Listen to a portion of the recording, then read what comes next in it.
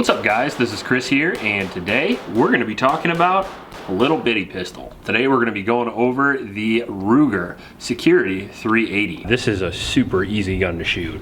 I don't know what kind of black magic is in here. Before we get into the video though, I do want to mention my Patreon supporters. Thank you guys very much. You guys paid for the ammo. You guys get lots of cool stuff for the channel for us to review, and we really appreciate that. And if you want to support the channel, if you like the content, if it helps you in any way, that's the best way to do it. Just go to the link in the description below and sign up. Also in that description is a link to a local shelter in Ames, Iowa. It's the YSS. Those kids could really use your help, so please go down there and donate to those kids. Now, the Ruger Security 380 is an interesting bird, and it differs in a lot of ways from the standard mold of what you would consider the modern carry gun today. What you're looking for in a carry gun today, or most people, looks a lot more like this. Now, the Ruger Security 380 is an internal hammer-fired gun. And what does that mean to you? Well, not much to the actual user. A little bit different action, of course, than the standard striker fire gun like the P365 here.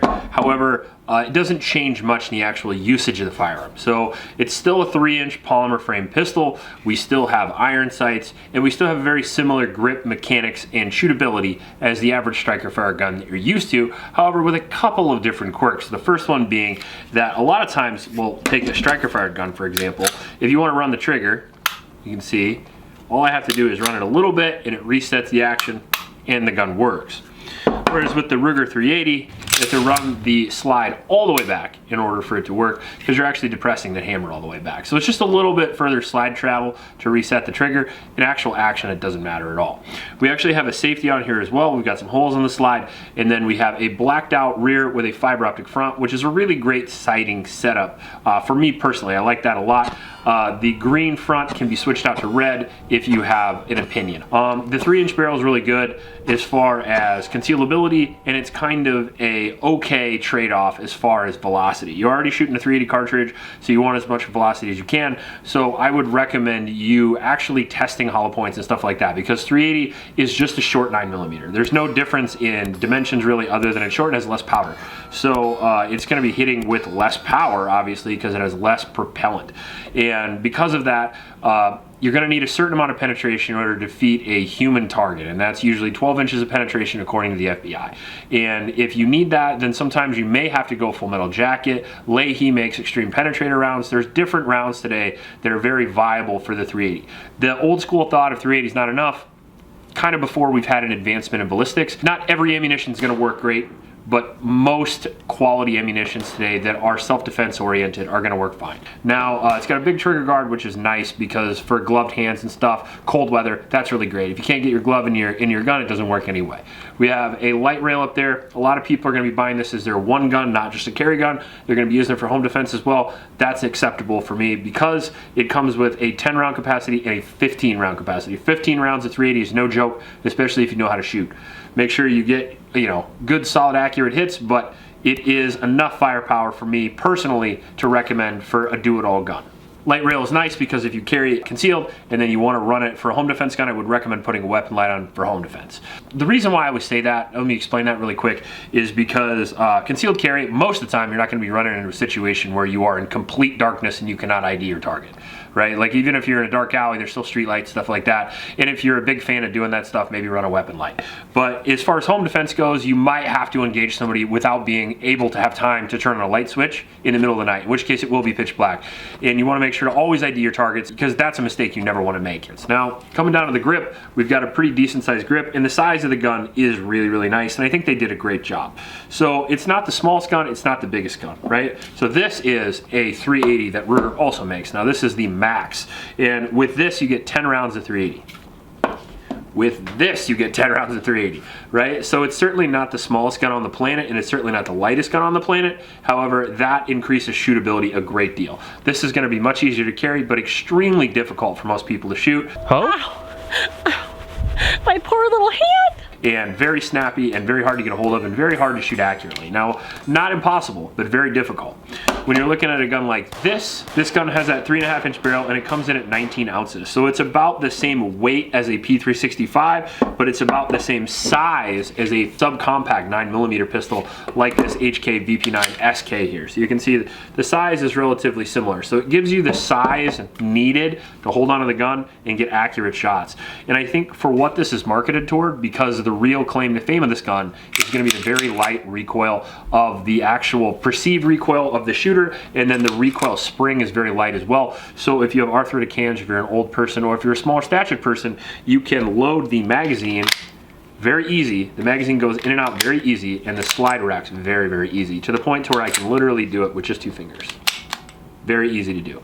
So if you're in your 70s, 80s, or if you're a new shooter, or if you're a small statured shooter, or for any reason you're recoil sensitive, good way to go. Now, as far as the feature set of the gun, obviously it comes with a safety, and you're gonna have to be okay with that in order to run the gun. Although personally for me, I didn't even use it. I mean, it's very, very difficult to push on, which is probably a good thing because you don't want to inadvertently put your safety on, and it's really easy to sweep off. And honestly, it has a little bit of ledge right there, and if you use proper grip mechanics and you're over top of it anyway, so you can fit your support hand, you can actually ride your thumb on that, and you can guarantee that it will never go on if you don't want it to be on. So that's very nice.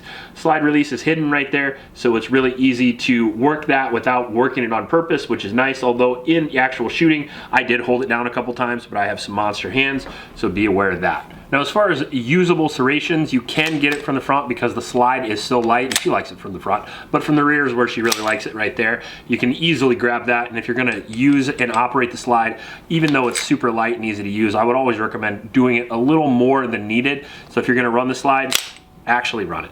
And that way you'll make sure that the slide goes all the way back and seats the round. Because what's important when you run a slide and you chamber a round is to make sure that you let it sling forward.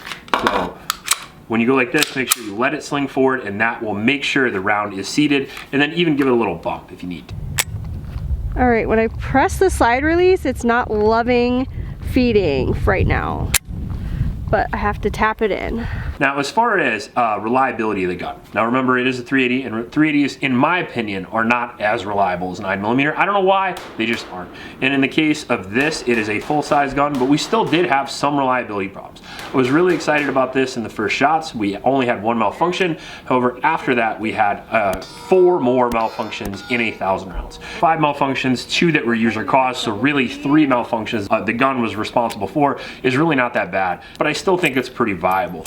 Considering we're using a myriad of different types of ammunition, I mean, if you really look at 5 out of 1,000, that's only 1 out of every 200 rounds. Most people only shoot 200 rounds in a lifetime, so it's usually not that big of a deal, especially for the target market that they're marketing toward.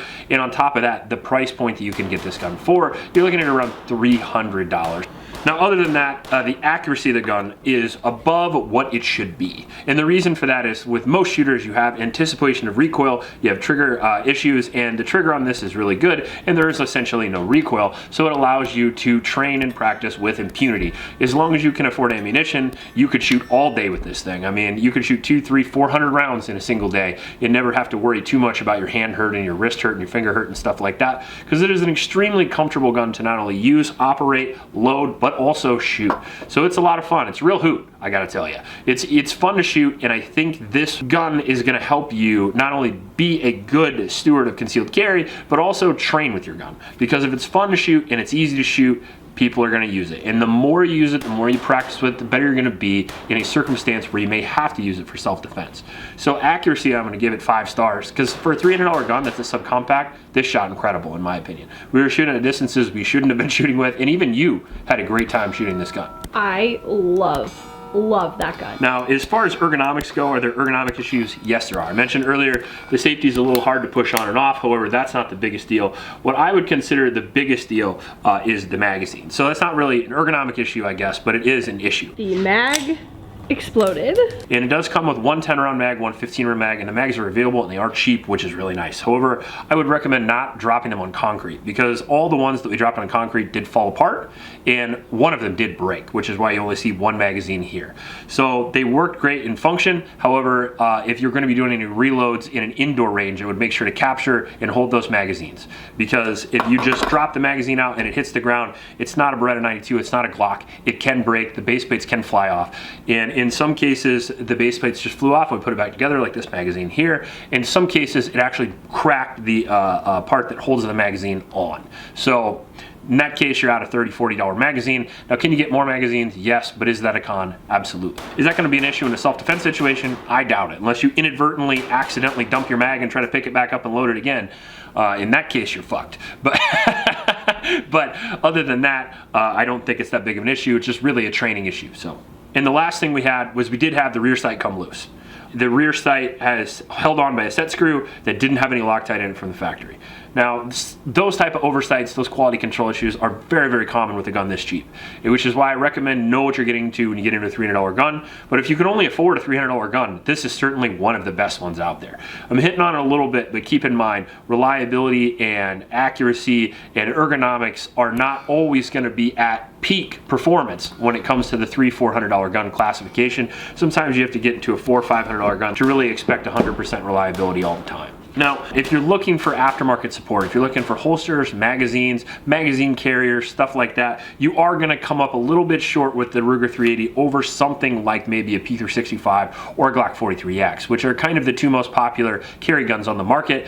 You're going to be able to find holsters and magazines available at the gun store you buy it at. With this, you may not. You may have to go home, eBay this, Amazon this, that kind of thing, and maybe wait a week or so before you can get a good holster. And the issue with that is, holsters, I'm pretty picky with myself. Sometimes I go through 3-4 holsters before I find a holster I like for a gun. So I like the gun that I'm going to carry to have a lot of holster options. So that's up to you on whether or not you want to go through with that. Now, we already talked about the Ruger Max 9, which is a very, very small 380 with the same capacity as the Ruger 380, and it also has one of my dog hairs on it. Lily.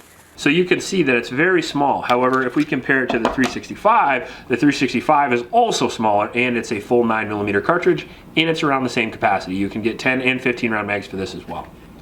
So if small is what you're looking for, the Ruger 380 is not your deal. However, if low recoil is what you're looking for, then it is your deal. You can see here, we'll compare it to the VP9SK. And the VP9SK is a little bigger, so we'll flip it this way. And you can kind of see that it is right around the same size as a Glock 26, which, Glock 26, subcompact, 9mm, pick your flavor, it's about that same size. Now, one gun I did want to talk about that also came out last year that is also a 380 is the ADX Cheetah, which was hailed by a lot of YouTubers as the best 380, although I don't particularly care for it much. I like the way it looks. However, it's too small for me and it hurts my hand when I shoot it. This is so much less snappy than the ADX Cheetah. I don't know what kind of black magic is in here, but it is so much easier. This is going to be around a 13 round magazine capacity, so you do get 3 more rounds than the Ruger with the flush fit mag, but this comes with 2 more rounds with the extended magazine. So you can see there that the Ruger 380 is not only smaller than the Beretta ADX Cheetah, but it's also much lighter at 19 ounces versus, I forget, I think this is 5 or 6 ounces more. It's a steel frame gun. And then on top of that, this one's gonna be more snappy than this one is. I felt this one had a lot less recoil for me personally. And on top of that, this one is $300, where this one is like $800 to $1,000. So it's definitely sitting right in there with good competition, and I think it's an extremely viable carry gun if you know what you're getting into. So if you don't really like the idea of working a heavy recoil spring on the slide, if you don't want to have a lot of recoil when you're pulling the trigger, and if you want to do those things for a relatively cheap price, I would recommend the Ruger Security 380. Now, there is another game in town other than this. So if you want to go with, in my opinion, maybe a slightly higher end gun, there is always the Shield EZ as well. The Smith & Wesson does make a 380 that is also easy to rack, and that gun also comes in 9mm, but so is this one. And that is the other alternative to this, and that is also very light recoil, easy to work, and it is very reliable, arguably more reliable than this, although we've only had one of each. If you are happy with the $300 price point and that's all you want to go with, I would definitely recommend this. That's our experience. We've had this gun for a year. We've shot tons of rounds through it, and again, the accuracy, the recoil impulse to be achieved with this gun was really impressive. I think the only thing that holds it back is it's got a little bit of suspect build quality because of the price point they're trying to hit, and then also you're not going to get quite the aftermarket support that you may want on something like a Glock or a SIG. So hopefully that helps. If you like this video, please like and subscribe. Please help out your Oklahoma shelters, and remember to recycle. I'll check you later.